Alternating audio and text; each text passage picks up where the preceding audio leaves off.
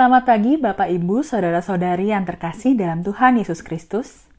Majelis Jemaat menyampaikan selamat berjumpa kepada Bapak, Ibu, Saudara-saudari dalam Kebaktian Umum GKI Cawang. Kebaktian Umum untuk minggu depan tanggal 11 Juli 2021 pukul 9 waktu Indonesia Barat di kanal YouTube GKI Cawang dilayani oleh Pendeta Nathanael Setiadi dari GKI Kayu Putih. Umat yang dikasihi Tuhan, beberapa penekanan warta yang perlu mendapatkan perhatian kita adalah sebagai berikut. Berita duka cita. Telah dipanggil Bapa di sorga kekasih kita. Yang pertama, Bapak Sugianto Tan dalam usia 54 tahun, pada hari Sabtu 26 Juni 2021, dimakamkan pada hari Minggu 27 Juni 2021. Yang kedua, Bapak A. Momon, dalam usia 97 tahun, pada hari Selasa 29 Juni 2021, dimakamkan pada hari Selasa 29 Juni 2021.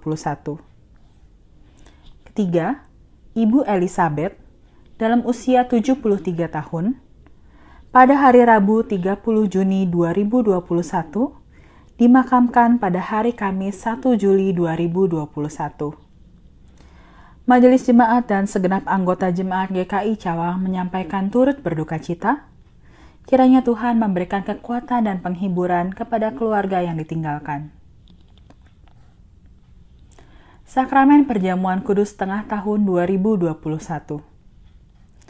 Sakramen Perjamuan Kudus Tengah Tahun 2021 GKI Cawang yang sedianya dilaksanakan pada tanggal 4 Juli 2021 ditunda sampai waktu yang akan diberitahukan selanjutnya. Peneguhan dan pemberkatan nikah.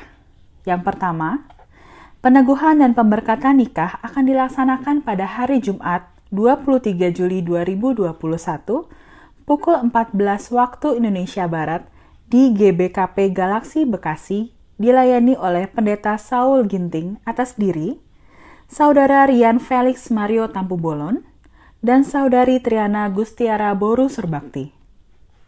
Yang kedua, peneguhan dan pemberkatan nikah akan dilaksanakan pada hari Sabtu 24 Juli 2021 pukul 14.30 waktu Indonesia Barat di Lakana Chapel Semarang, dilayani oleh Pendeta Setio Utomo dari GKJ Ambarawa. Atas diri, Saudara Gilbert Octavianus dan Saudari Stefani Meliana.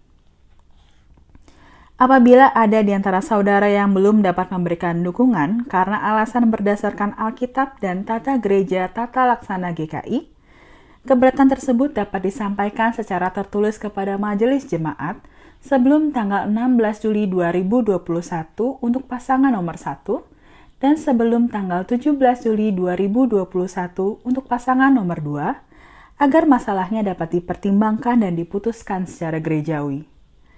Jika tidak ada keberatan yang sah, maka kebaktian peneguhan dan pemberkatan nikah akan dilaksanakan pada waktu tersebut di atas. Sakramen Baptis Kudus Dewasa dan Mengaku Percaya atau SIDI. Sakramen Baptis Kudus Dewasa dan Mengaku Percaya atau SIDI sedianya dilaksanakan pada tanggal 18 Juli 2021, ditunda sampai waktu yang akan diberitahukan kemudian. Gerakan Berbagi Kasih Dampak Pandemi COVID-19. Umat diajak untuk bersama-sama memberikan dukungan lewat gerakan berbagi kasih dampak pandemi COVID-19 bagi sesama yang membutuhkan. Keterangan selengkapnya dapat dilihat di Warta Jemaat. Informasi tentang pelayanan Majelis Jemaat atau Badan Pelayanan selengkapnya dapat dilihat di Warta Jemaat dengan mengunduh dari website GKI Cawang. Selamat beribadah, Tuhan memberkati.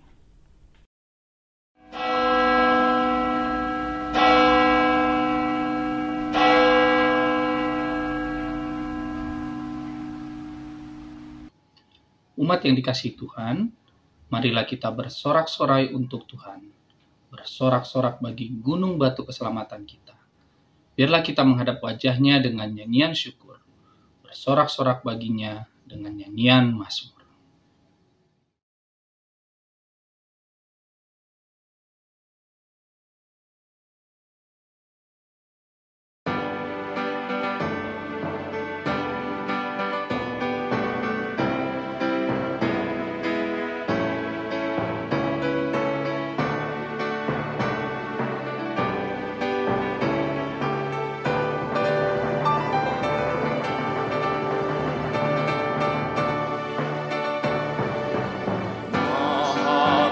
kasih yang ilahi, nikmat surga turunlah, mendiami hati kami, Kau mahkota kurnia. Yesus, Kau berlimpah rahmat, sumber kasih yang besar. Datanglah membawa selamat bagi kami yang gentar.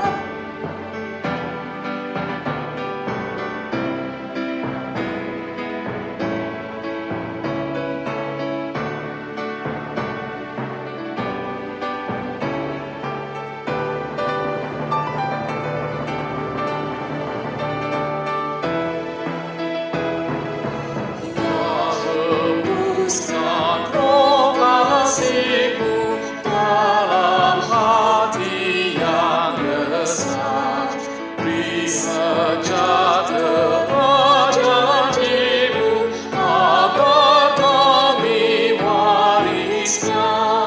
Yesus, Alfa dan Omega, nafsu dosa jauhkanlah. Diri kami beri merdeka dalam Dikau selamanya.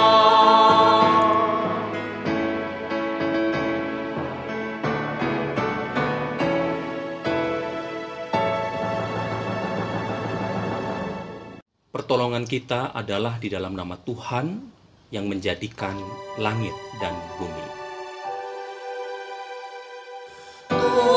Amin, amin, amin.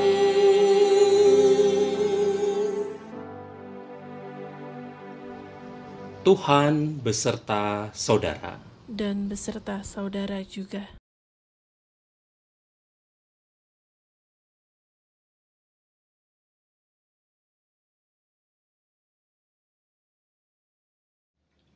Umat yang dikasihi Tuhan, bacaan minggu ini hendak mengingatkan dan meneguhkan kita akan panggilan setiap orang percaya untuk tetap setia menyatakan kebenaran firman Tuhan dimanapun kita berada, sekalipun kita mengalami penolakan. Tetapi jawab Tuhan kepadaku, cukuplah kasih karuniaku bagimu, sebab justru dalam kelemahanlah kuasaku menjadi sempurna. 2 Korintus 12 ayat 9a.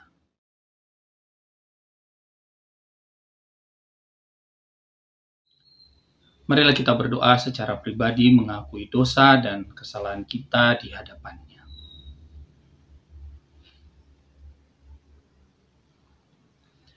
Bapa yang Maha Baik, kami mengakui di dalam kami menyatakan kebenaran firman-Mu, baik di tengah keluarga, di dalam pekerjaan, di dalam pergaulan masyarakat.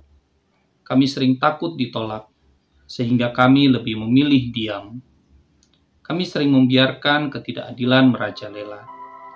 Kami berpikir untung rugi saat menolong yang lemah. Ampuni kami, Tuhan. Kasihani kami, ya Tuhan.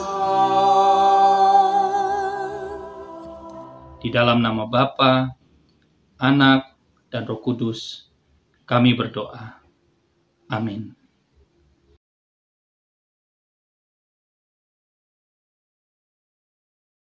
Firman Tuhan dalam 2 Timotius pasal 1 ayat 7 sampai ayat 8 menyatakan kepada kita,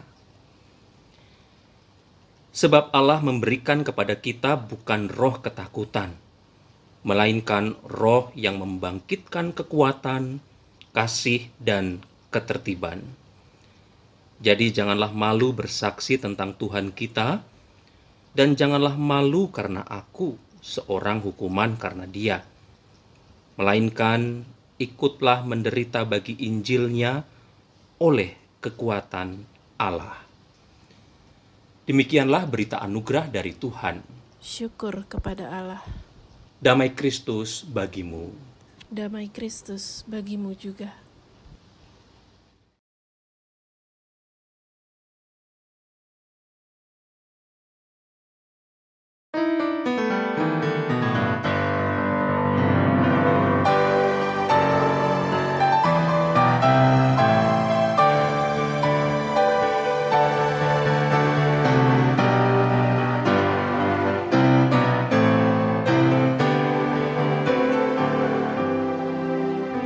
Kuasamu dan namamu-lah hendak kami sembah, dan karena itu ya Tuhan kami takkan gentar.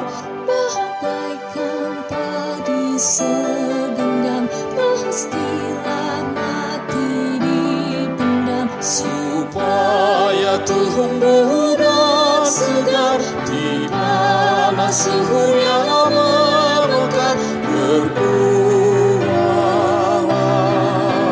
tuaian pun besar.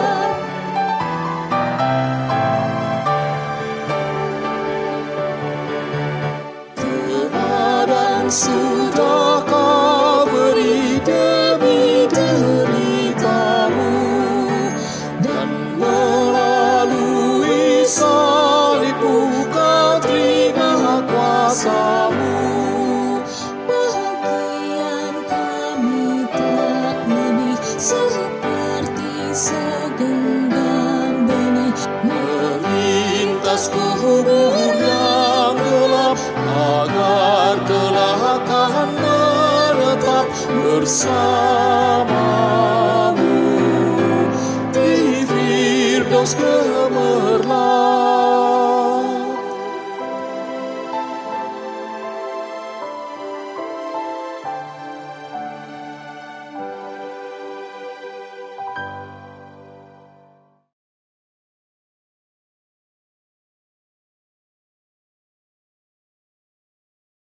Sudah terkasih, mari kita siapkan hati kita untuk merenungkan firman Tuhan. Mari kita berdoa. Allah yang Maha Kasih, kami memohon kepadamu pada saat ini, kami terus diperlengkapi dalam tuntunan firman-Mu. Biarlah hidup kami boleh menjadi hidup yang menyatakan kehendak Tuhan, kebenaran firman Tuhan di tengah-tengah kehidupan ini. Ya Roh Kudus, tuntunlah kami dalam perenungan kami. Dalam nama Tuhan kami Yesus Kristus kami memohon. Amin.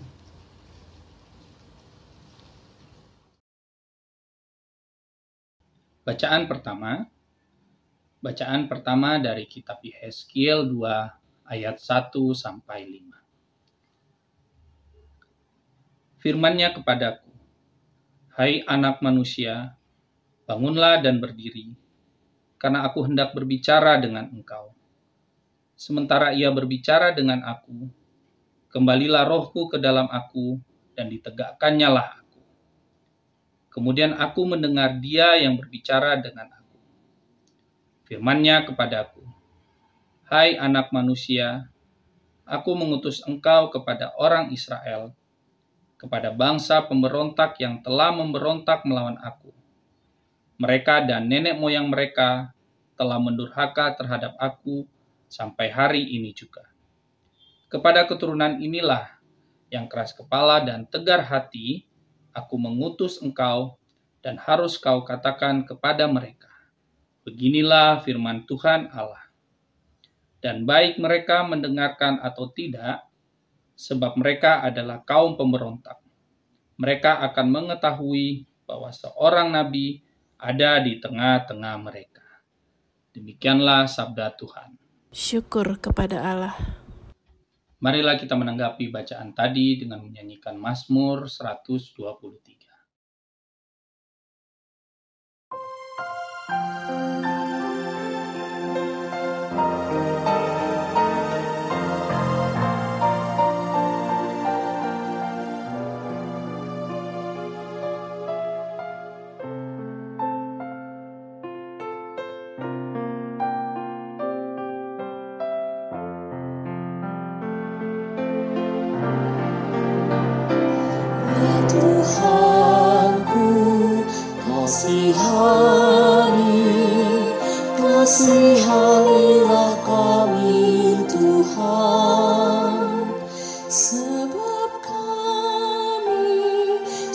sudah cukup, kenyang dengan penghinaan.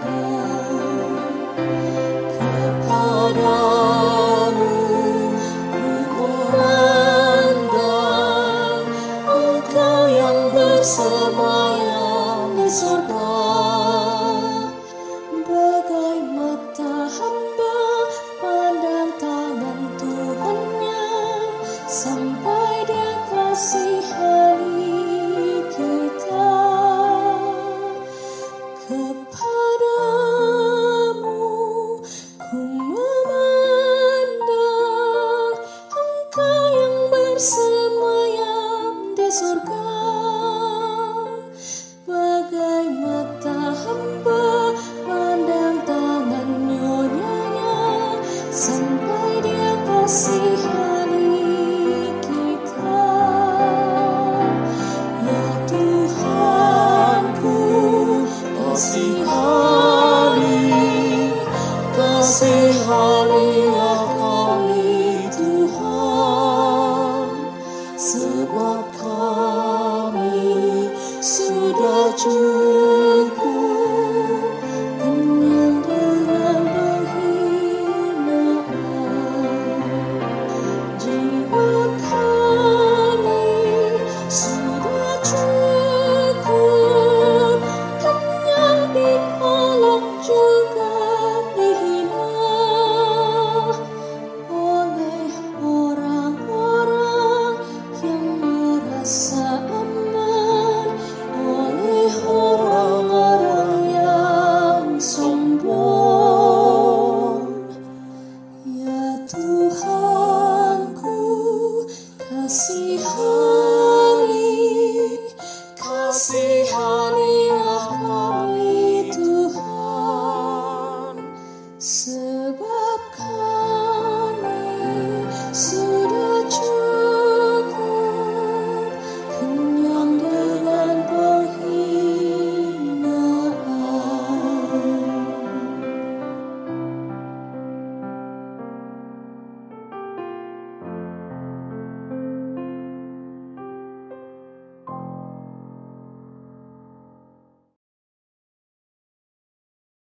Bacaan kedua. Bacaan kedua dari surat 2 Korintus 12 ayat 2 sampai 10.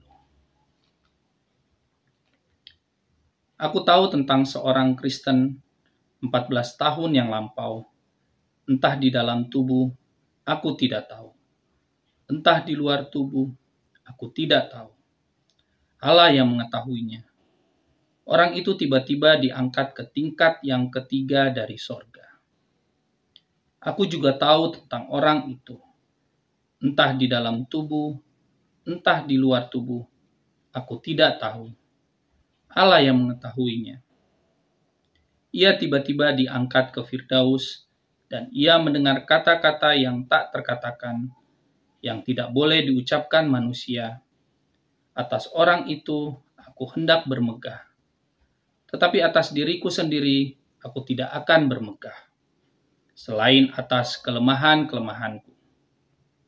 Sebab sekiranya aku hendak bermegah juga, aku bukan orang bodoh lagi, karena aku mengatakan kebenaran, tetapi aku menahan diriku, supaya jangan ada orang yang menghitungkan kepadaku lebih daripada yang mereka lihat kepadaku, atau yang mereka dengar daripadaku. Dan supaya aku jangan meninggikan diri, karena penyataan-penyataan yang luar biasa itu, maka aku diberi suatu duri di dalam dagingku, yaitu seorang utusan iblis untuk menggocok aku, supaya aku jangan meninggikan diri.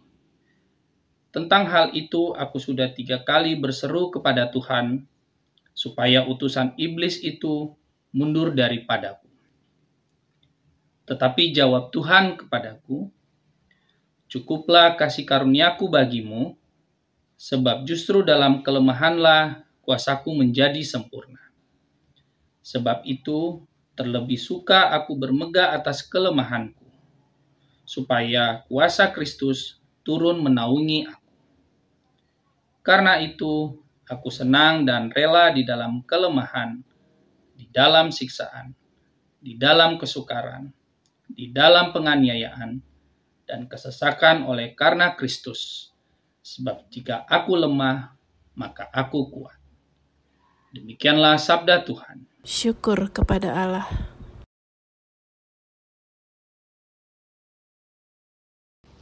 Injil Tuhan kita Yesus Kristus menurut Markus pasal 6 ayat 1 sampai ayat 13.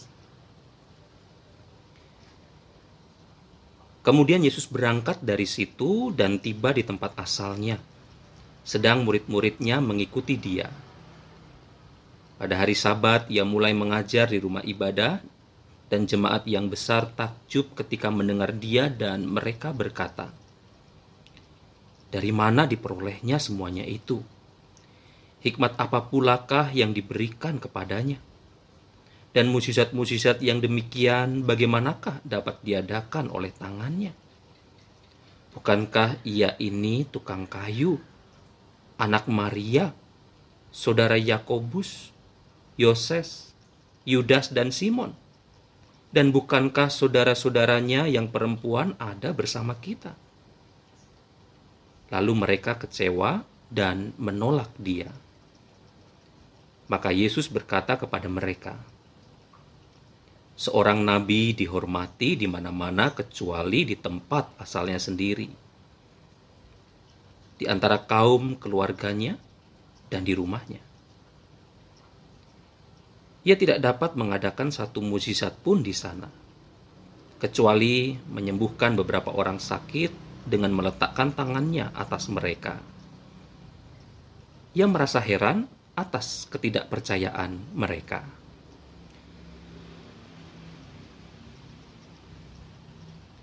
Lalu Yesus berjalan keliling dari desa ke desa sambil mengajar.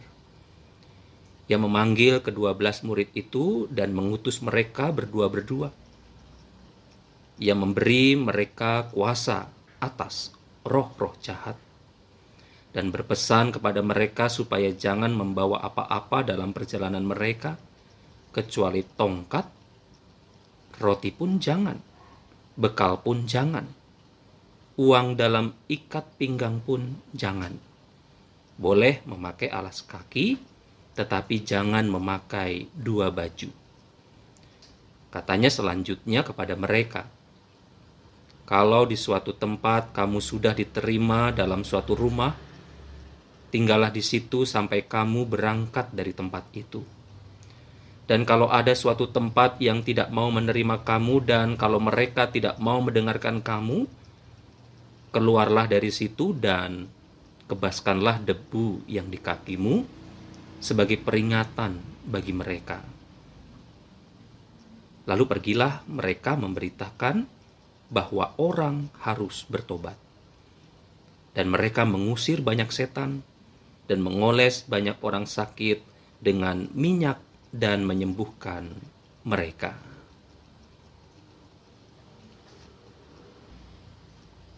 Demikianlah Injil Yesus Kristus. Berbahagialah mereka yang mendengarkan firman Allah dan yang memeliharanya. Haleluya.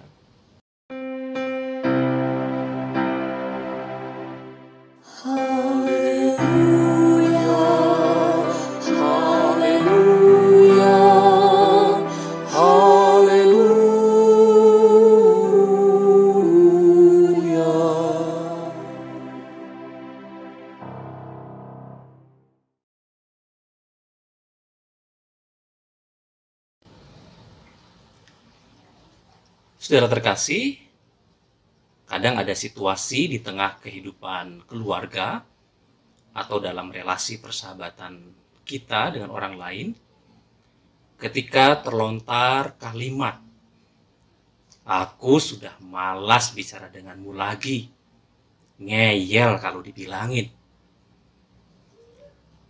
Seorang kakak merasa sudah malas untuk mengingatkan adiknya karena seringkali selalu kembali melakukan hal yang tidak baik. Hingga kemudian si adik harus dipenjara karena kejahatannya menipu dan mencuri. Si kakak merasa menyesal Kenapa? Karena dia berhenti cerewet untuk mengingatkan adiknya tentang segala perbuatan yang telah dilakukan. Barangkali pikirnya, seandainya saja dia masih terus mau bicara dan memberikan nasihat, mungkin ada 1 atau 2 kalimat yang sekedar bisa mengingatkan sang adik, hingga sang adik tidak terjerumus terlalu dalam oleh perbuatannya yang tidak bertanggung jawab. Saudara terkasih, Nabi Yehezkiel pernah diminta oleh Allah untuk terus berbicara kepada umat Israel, untuk terus menyampaikan firman Tuhan di tengah bangsa ini. Jangan pernah berhenti mengingatkan mereka tentang firman Tuhan. Itu keinginan Tuhan yang dikatakan kepada Yehezkiel, nabinya, pada waktu itu. Dalam Yehezkiel pasal 2, ayat 4 dan ayat 5 yang tadi kita baca bersama-sama, di sana kita boleh melihat bagaimana perkataan Allah yang disampaikan kepada Yehezkiel. Tuhan berkata, kepada keturunan inilah yang keras kepala dan tegar hati, aku mengutus engkau, dan harus kau katakan kepada mereka, beginilah firman Tuhan Allah. Dan baik mereka mendengarkan atau tidak, sebab mereka adalah kaum pemberontak. Mereka akan mengetahui bahwa seorang nabi ada di tengah-tengah mereka. Saudara terkasih, di sini terlihat dengan cukup jelas Yehezkiel diminta sebagai nabi Allah yang harus terus cerewet kepada umat Israel.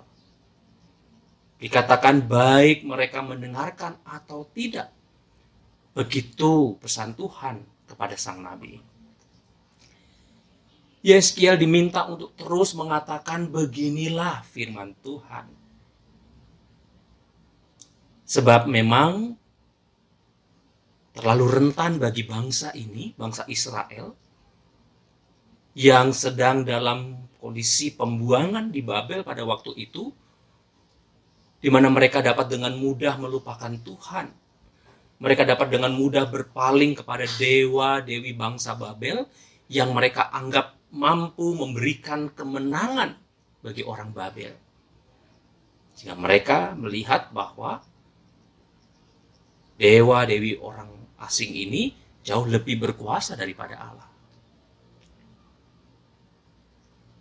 Jadi mereka sedang hidup di tengah-tengah budaya bangsa asing, bangsa yang maju kebudayaannya, dan tentu begitu menggiurkan bagi mereka untuk juga merengkuh kebudayaan bangsa asing itu, tidak terkecuali merengkuh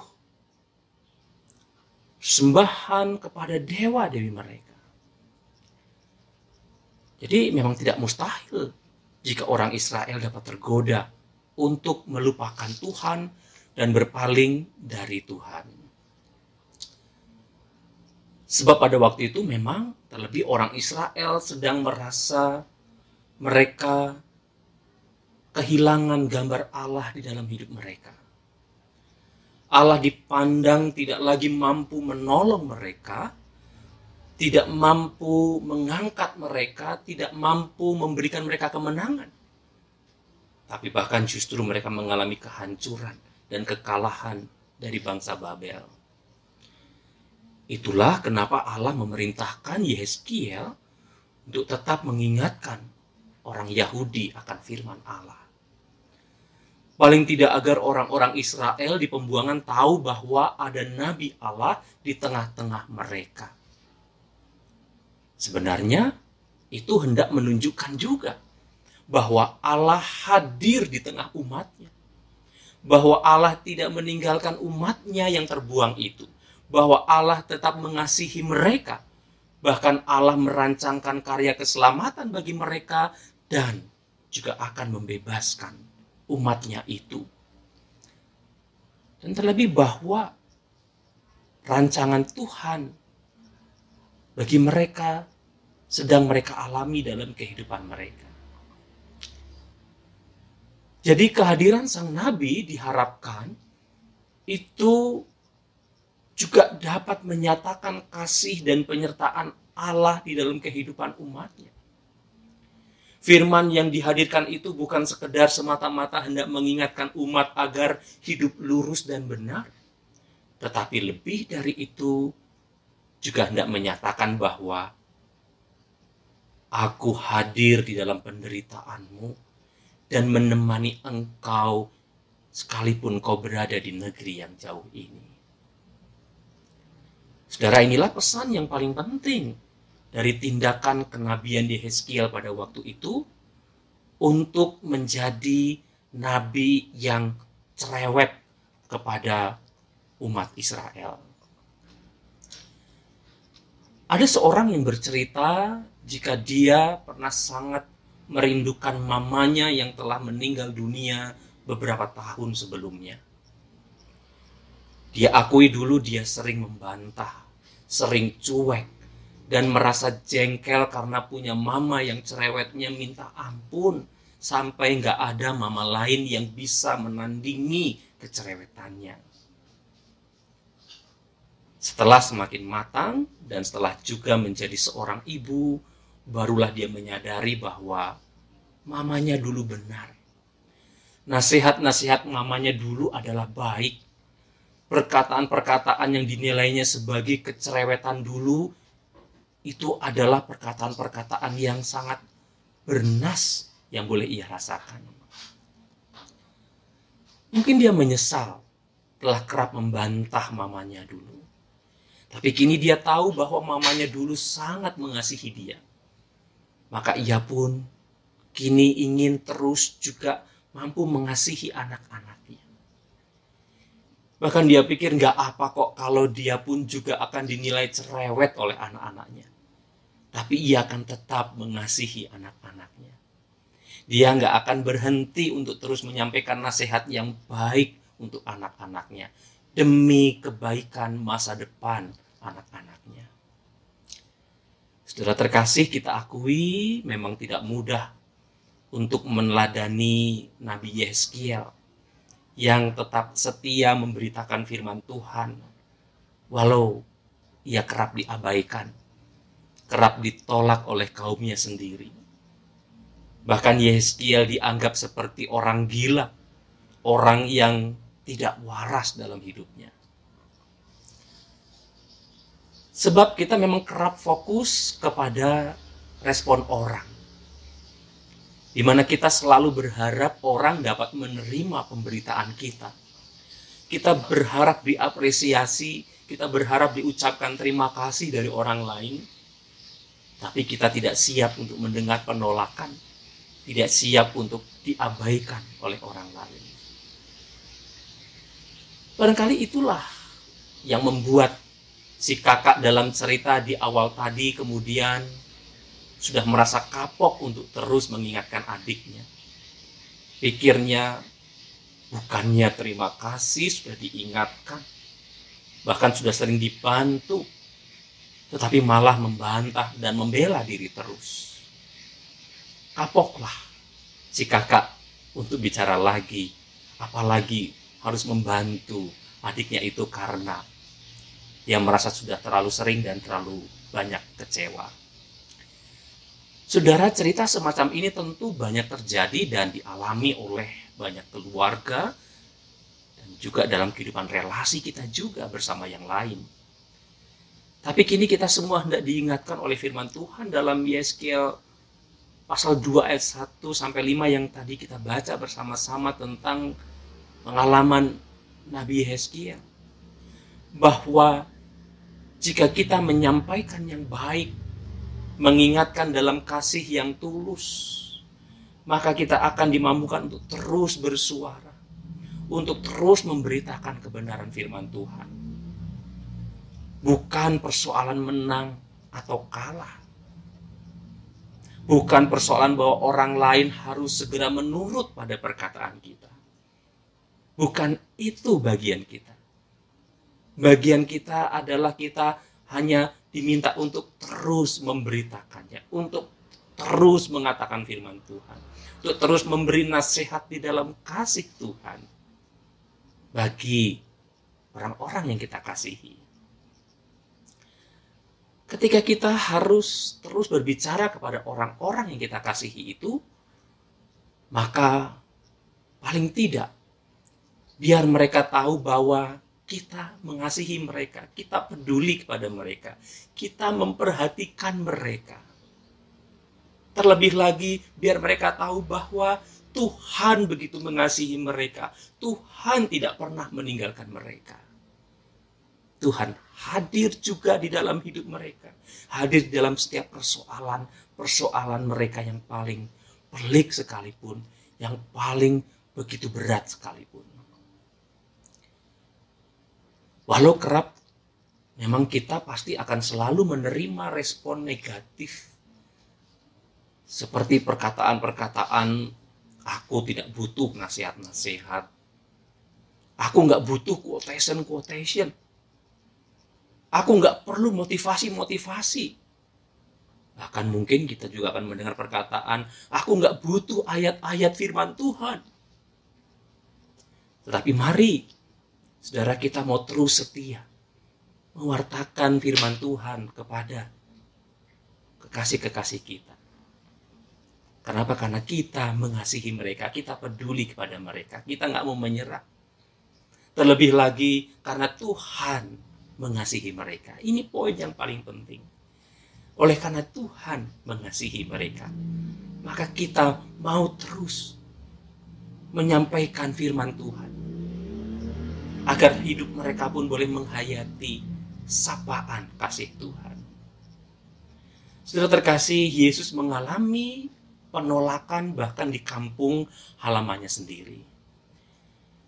Yesus sadar masih ada resistensi terhadap dirinya oleh karena latar belakang keluarga yang membuat dia dinilai tidak punya kapasitas dan tidak punya kepantasan. Bagi orang-orang di sekitarnya pada waktu itu, yang pantas dan punya kapasitas haruslah hanyalah mereka yang telah ditahbiskan sebagai imam di tengah-tengah mereka. Nah, kapasitas Yesus inilah yang tidak diakui oleh orang-orang di sekitarnya pada waktu itu. Di mana Yesus disebutkan, bukankah dia ini adalah anak Maria? Lihat betapa jelasnya di sini orang-orang di sekitarnya tidak mau memandang kepada Yesus. Biasanya orang akan disebutkan sebagai anak dari ayahnya, bukan anak dari ibunya. Memang kebiasaan dalam dunia yang patriarkal di tengah kehidupan budaya Yahudi pada waktu itu seperti itu. Garis keturunan hanya akan diperhitungkan dari garis sang ayah. Jadi mengapa mereka tidak menyebut bukankah dia ini anak Yusuf? Tapi justru menyebut bukankah dia ini anak Maria. Artinya bahwa jati dirinya tidak ingin diakui. Siapa dia ingin dilenyapkan. Dan mereka tidak perlu memandang itu. Jadi kita boleh melihat betapa dahsyat penolakan yang dialami oleh Yesus dari orang-orang di sekitarnya. Yang tidak mau mengakui dia. Yang mempersoalkan latar belakang keluarganya, kapasitasnya. Saudara, tapi kita boleh melihat ternyata hal itu tidak menyurutkan semangat Yesus untuk mewartakan kabar baik, untuk mewartakan kabar keselamatan. Dia terus berjalan, dia terus melangkah dari desa ke desa untuk tetap terus memberitakan kabar baik, tetap terus melayani. Nah, di sini kita melihat ternyata Yesus hanya perlu membuat strategi baru dalam karya pemberitaannya. Pertama, kita boleh melihat dia tidak terlalu banyak melakukan karya mukjizat pada waktu itu. Tapi dia bukan berarti berhenti menyembuhkan orang. Tahu bagi mereka yang percaya datang kepadanya, maka mereka boleh disembuhkan. Tetapi mereka yang tidak percaya tentu mereka tidak akan mau datang kepada Yesus. Jadi Yesus tetap melayani mereka yang datang kepadanya. Lalu berikutnya Yesus juga mengutus dan memberi kuasa kepada para muridnya untuk pergi dari rumah ke rumah. Yang menggunakan pendekatan pastoral lewat perkunjungan itu. Agar setiap muridnya yang diutus itu boleh menjumpai keluarga demi keluarga. Datang dan masuk ke dalam rumah mereka. Dan mendengarkan pergumulan mereka. Berdoa bersama dengan mereka. Dan juga menyatakan kuasa Tuhan. Menyembuhkan, mengusir setan-setan. Yang sedang menjadi pergumulan dari setiap keluarga. Bahkan Yesus berpesan ketika ada penolakan yang harus mereka alami pun, Yesus meminta kepada para muridnya untuk tidak berlaku reaktif, tapi tetap menunjukkan tindakan kenabian dengan mengebaskan debu pada kaki mereka, yang menyatakan sebagai sebuah peringatan, pesan, bahwa manusia itu hanyalah debu yang kecil dan lemah di hadapan Tuhan.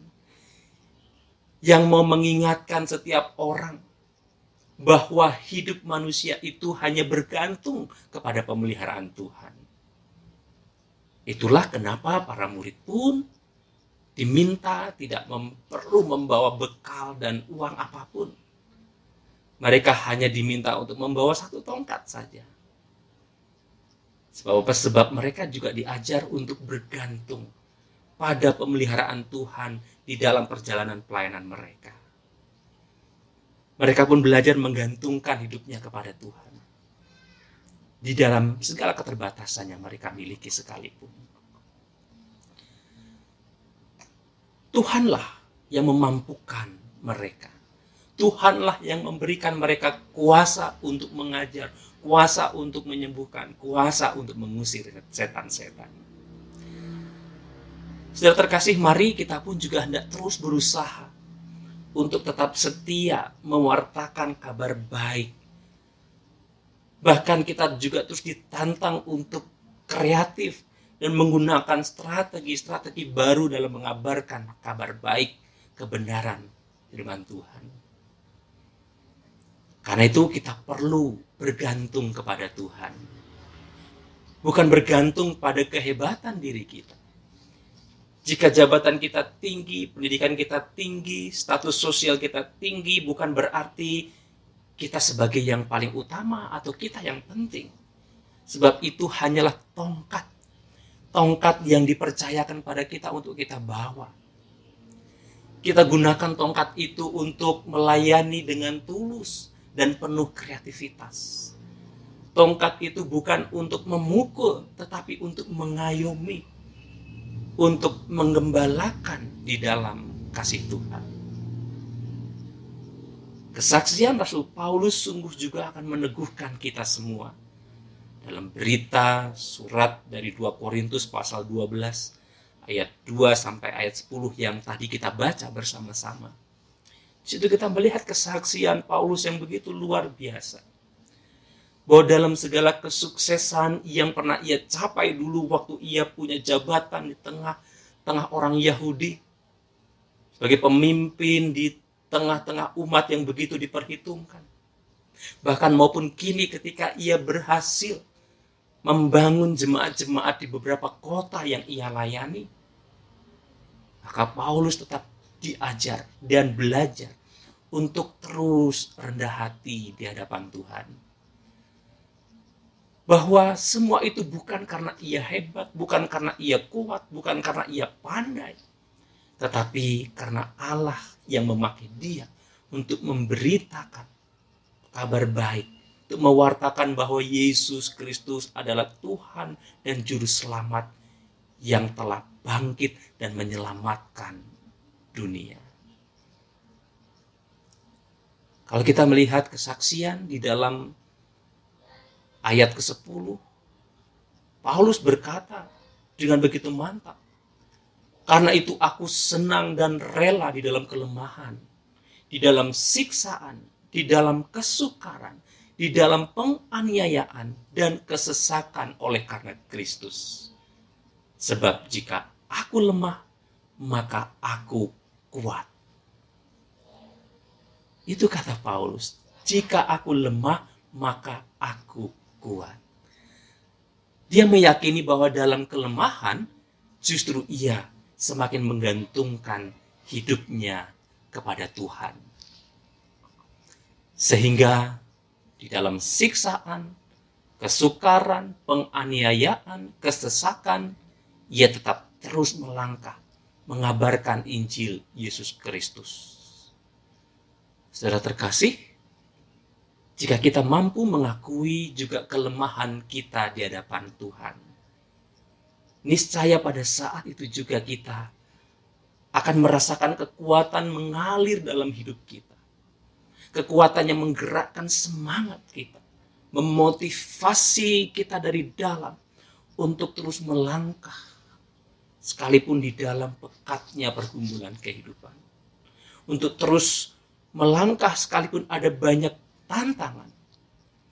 Untuk kita dapat terus bersaksi dan melayani Tuhan di dalam hidup ini. Agar lewat hidup kita maka kebenaran firman Tuhan juga boleh disaksikan. Orang melihat bahwa orang percaya tidak mudah kalah, tidak mudah menyerah. Bahkan oleh pergumulan yang paling berat sekalipun, oleh kesesakan sekalipun, oleh penderitaan sekalipun, oleh penolakan sekalipun.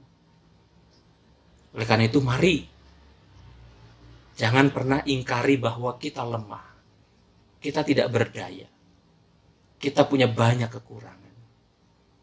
Dan bergantunglah kepada Tuhan, maka kuasa Allah akan terus bekerja dalam hidup kita. Nah, di dalam penghayatan itu juga, maka penolakan-penolakan yang kita alami dari orang lain bukan lagi menjadi pokok utama dalam hidup kita. Karena bukan itu yang paling utama. Tapi yang paling utama adalah bahwa kita mau terus menghadirkan Kristus, mewartakan Kristus, mengabarkan kabar baik lewat kehidupan kita. Teruslah menyampaikan firman kehidupan bagi orang-orang di sekitar kita. Tuhan memberkati. Amin.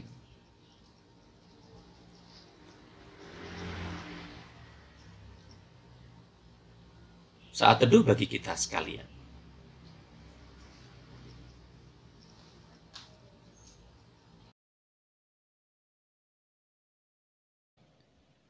Marilah kita bersama dengan umat Allah di masa lalu, masa kini, dan masa depan, mengingat janji baptisan kita dengan mengikrarkan pengakuan iman rasuli.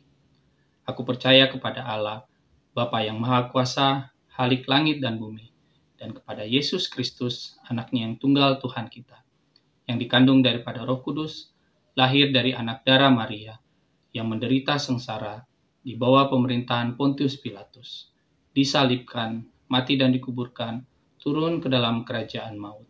Pada hari yang ketiga, bangkit pula dari antara orang mati, naik ke sorga, duduk di sebelah kanan Allah, Bapa yang Maha Kuasa.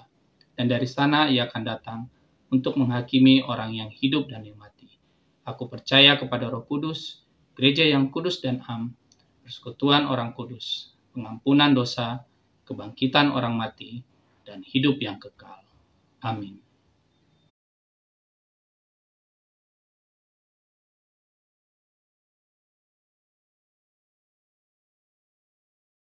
Mari kita menaikkan syafaat kita ke hadapan Tuhan. Allah yang Maha Baik, Allah dalam Tuhan kami Yesus Kristus, Allah yang selalu menyatakan kasih, pemeliharaan, dan penyertaan di dalam kehidupan kami anak-anak-Mu. Tuhan, kami datang untuk membawa syafaat kami, kami mengingat kekasih-kekasih kami yang saat ini sedang berjuang oleh karena paparan virus COVID-19. Beberapa dari saudara kami yang harus dirawat, yang harus menjalani isolasi secara mandiri. Biarlah tangan kasih Tuhan terus menjamah, dan memulihkan kekasih-kekasih kami ini.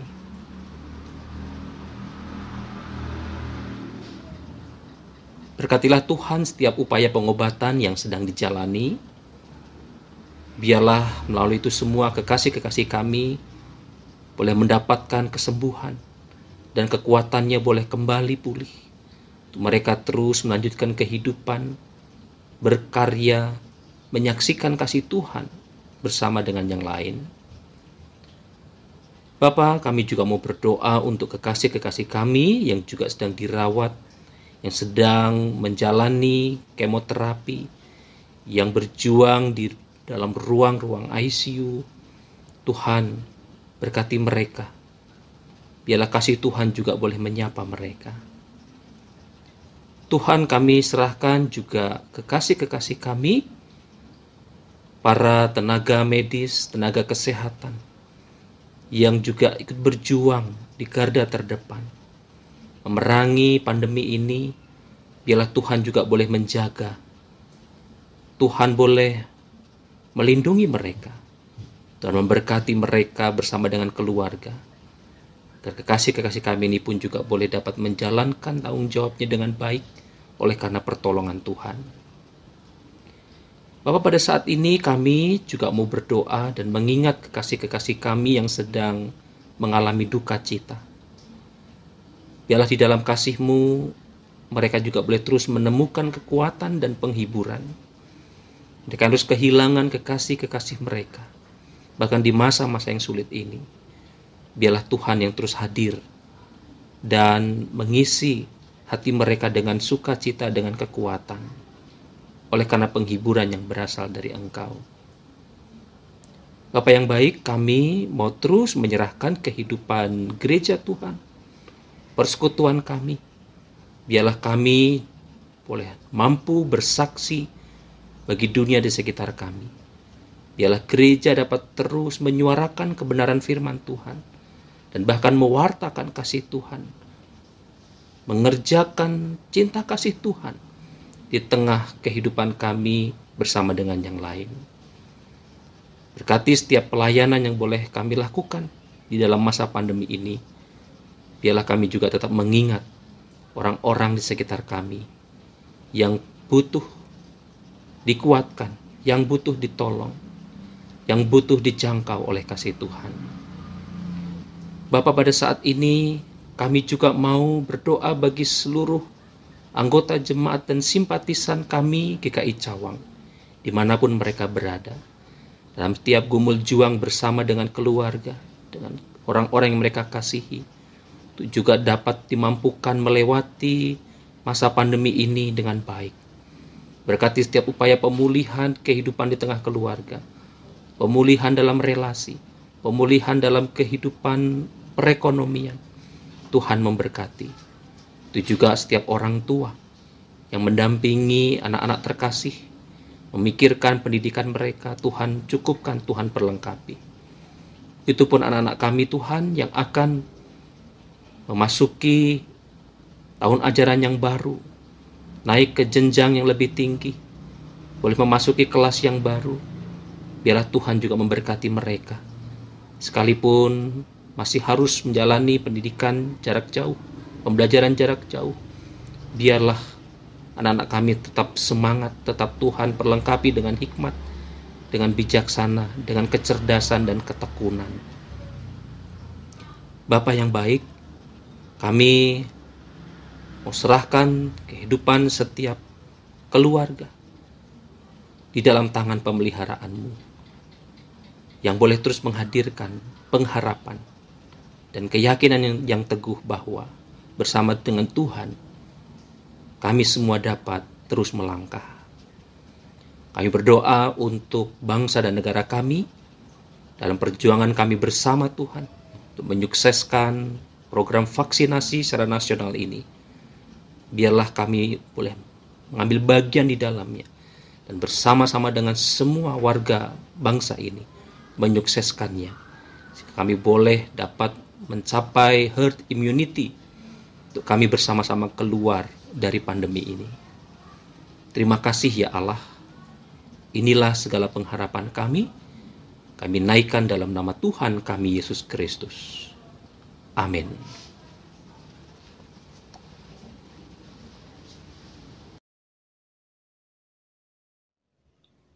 Marilah kita memberikan persembahan dengan mengingat firman Tuhan dari Roma 12 ayat 1. Karena itu saudara-saudara, demi kemurahan Allah, aku menasihatkan kamu, supaya kamu mempersembahkan tubuhmu sebagai persembahan yang hidup, yang kudus, dan yang berkenan kepada Allah.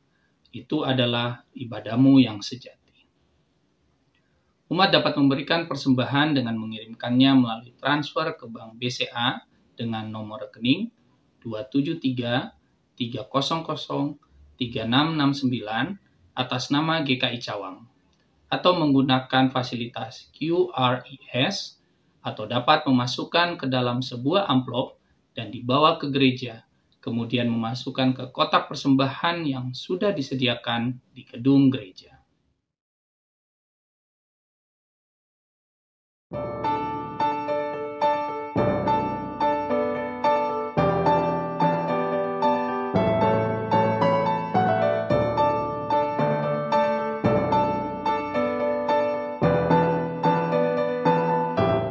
Apalah arti ibadahmu kepada Tuhan bila tiada rela sujud dan sungkur? Apalah arti ibadahmu kepada Tuhan bila tiada hati tulus dan syukur? Ibadah sejati jadikanlah persembahan. Ibadah sejati kasihilah sesamamu. Ibadah sejati yang berkenan bagi Tuhan.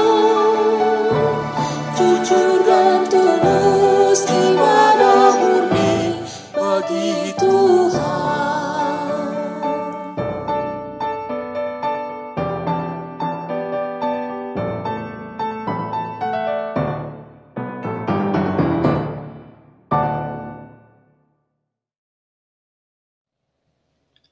Mari kita bersatu di dalam doa.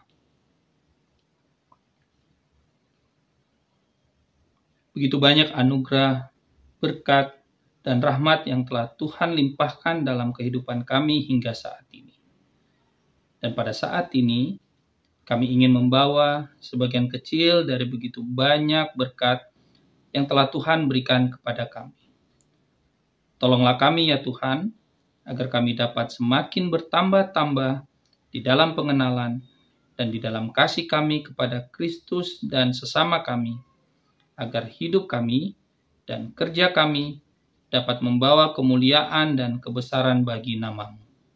Demi Putra-Mu yang tunggal Yesus Kristus, kami berdoa dan mengucap syukur. Amin.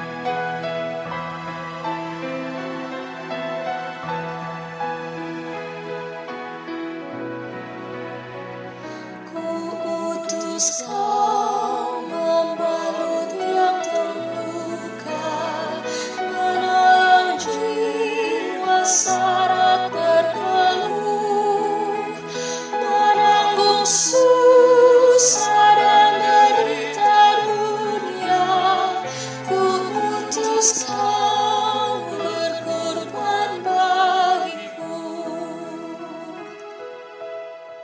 Karena Bapa mengutusku, utus Kau.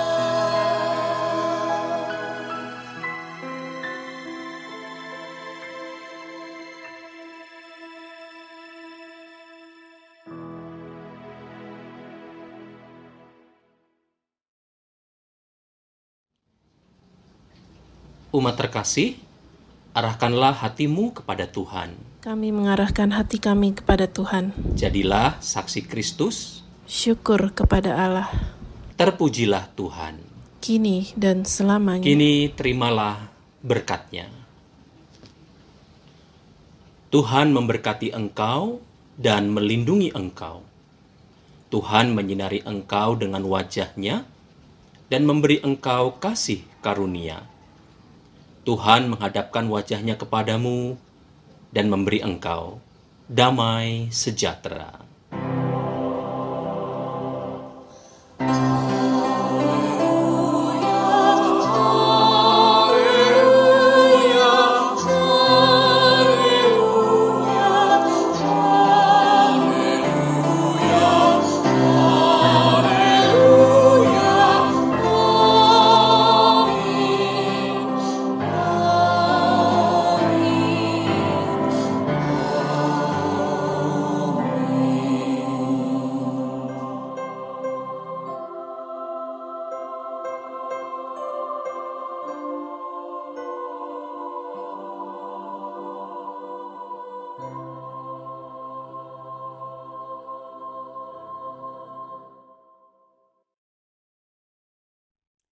Pada hari ini kebaktian secara online dilayani oleh Pendeta Andi Kristianto. Saat teduh bagi kita.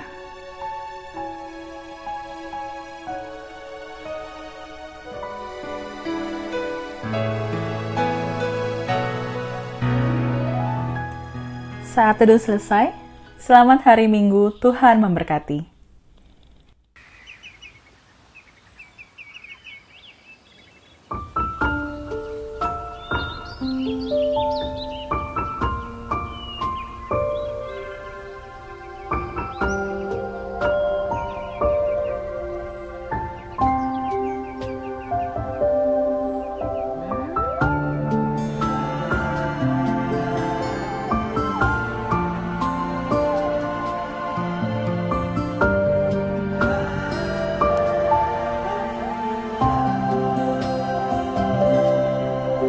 Hanya kepadanya ku kan berlari di saat ku bimbang dalam hidupku. Yang aku percaya dalam hadirat-Nya ada kekuatan yang baru. Walau ku melangkah dalam tekanan, badai pencobaan datang menghadap, yang aku percaya dalam hadirat-Nya ada kekuatan yang baru. Ku kan terbang tinggi bagai Raja Wali di atas segala persoalan hidupku. Dan aku percaya saat ku bersama Dia, tiada yang mustahil bagi Dia.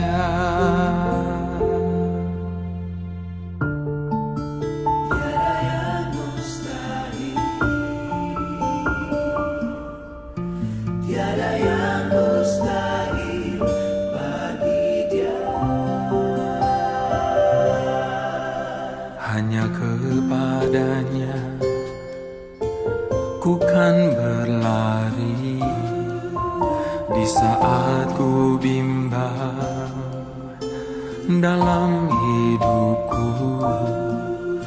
yang aku percaya dalam hadiratnya ada kekuatan yang baru.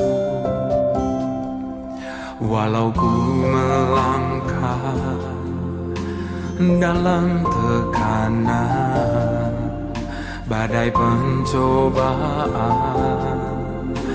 datang menghadap, yang aku percaya dalam hadiratnya ada kekuatan yang baru.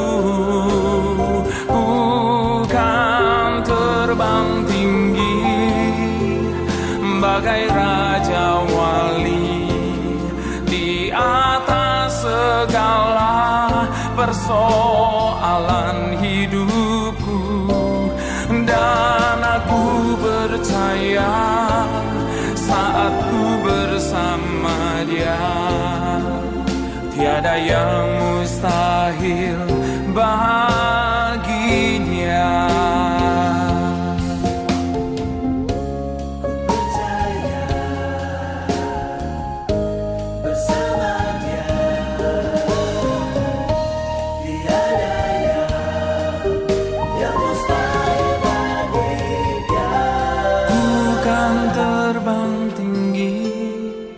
Bagai raja wali di atas segala persoalan hidupku, dan aku percaya saat ku bersama Dia tiada yang mustahil bagi Dia.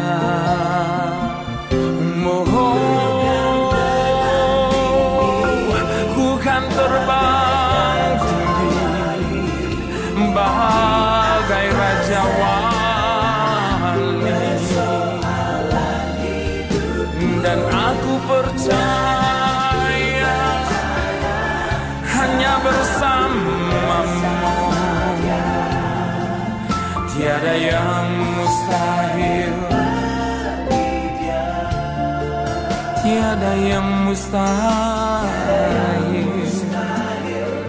segalanya mungkin.